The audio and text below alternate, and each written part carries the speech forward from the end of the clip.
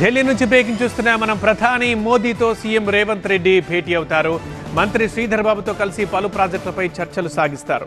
BC రిజర్వేషన్లో SLBC tunnel ప్రమాదం పైన ప్రధానితో మాట్లాడతారు సీఎం.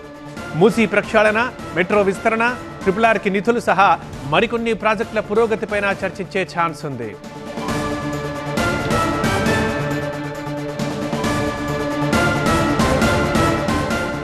ప్రధాని మోదీతో సీఎం రేవంత్ రెడ్డి భేటీ అవుతున్నారు. ఇవాళ మంత్రి శ్రీధర్ బాబుతో కలిసి పలు ప్రాజెక్టులపై చర్చలు సాగిస్తారు. బీసీ రిజర్వేషన్లో ఎస్ఎల్బీసీ టన్నెల్ ప్రమాదం పైన ప్రధానితో మాట్లాడతారు సీఎం రేవంత్ రెడ్డి. మూసీ ప్రక్షాళన, మెట్రో విస్తరణ, RRR కి నిధులు సహా మరికొన్ని ప్రాజెక్టుల పురోగతిపైన చర్చించే ఛాన్స్ ఉంది.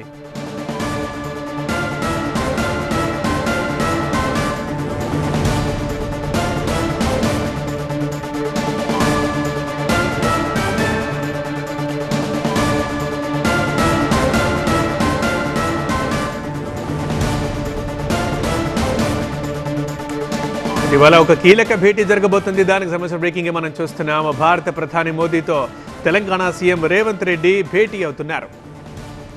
మంత్రి శ్రీధర్ బాబుతో కలిసి పలు ప్రాజెక్టులపై చర్చలు సాగించబోతున్నారు. సో ఇప్పుడు ఈ భేటీ మీదే అందరి చూపు ఉంది.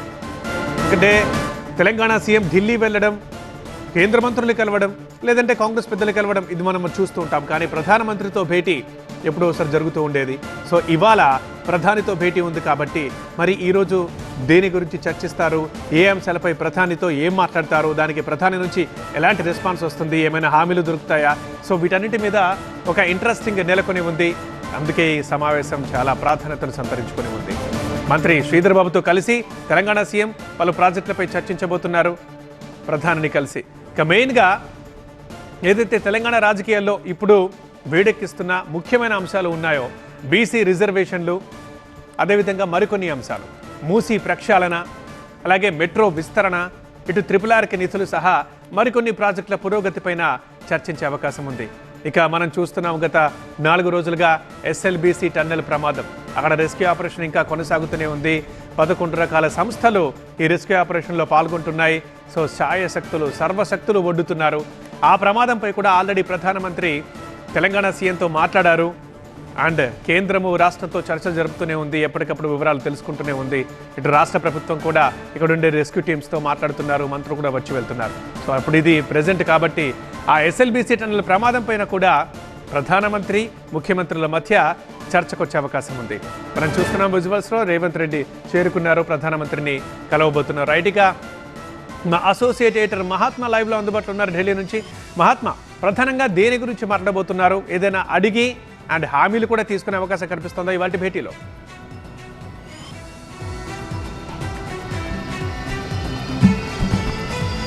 ఈసారి ఇప్పుడు జరుగుతున్న భేటీలో కేవలం ముఖ్యమంత్రి మాత్రమే లేరు. సీఎం రేవంత్ రెడ్డితో పాటుగా మంత్రి దుద్దిల్ల శ్రీధర్ బాబు ఉన్నారు. అలాగే ఉన్నతాధికారులు, చీఫ్ సెక్రటరీ శాంతకుమారి, డీజీపీ, అలాగే ప్రిన్సిపల్ సెక్రటరీ, వీరంతా కూడా ఉన్నారు. కాబట్టి కేవలం ఒక టాపికో ఒక ఇష్యూకి సంబంధించో భేటీ జరగట్లేదన్నది మనం అర్థం చేసుకోవాలి. ముఖ్యంగా ఇప్పుడు ఎస్ఎల్బీసీ టన్నెల్లో జరిగిన ప్రమాదం, అక్కడ జరుగుతున్న రెస్క్యూ ఆపరేషన్, దానికి కేంద్ర ప్రభుత్వం ఎన్డీఆర్ఎఫ్ బృందాలను పంపించి అందిస్తున్న సహకారం, ఈ నేపథ్యంలో ప్రస్తుతం స్టేటస్ ఏంటి, ఇంకా కేంద్రం ఇంకేమైనా సహకారాన్ని అందించి అక్కడ ఈ రెస్క్యూ ఆపరేషన్స్ని మరింత వేగవంతం చేయడానికి ఆస్కారం ఉంటుందా, ఇవన్నీ కూడా ప్రధానితో తొలుత చర్చిస్తున్నట్లుగా తెలుస్తోంది. అందుకే ఈ డీజీపీని వీరందరినీ కూడా వెంటబెట్టుకుని వెళ్ళి ఆ పరిస్థితిని వివరించే ప్రయత్నం చేస్తున్నట్లుగా మనకు అర్థమవుతోంది.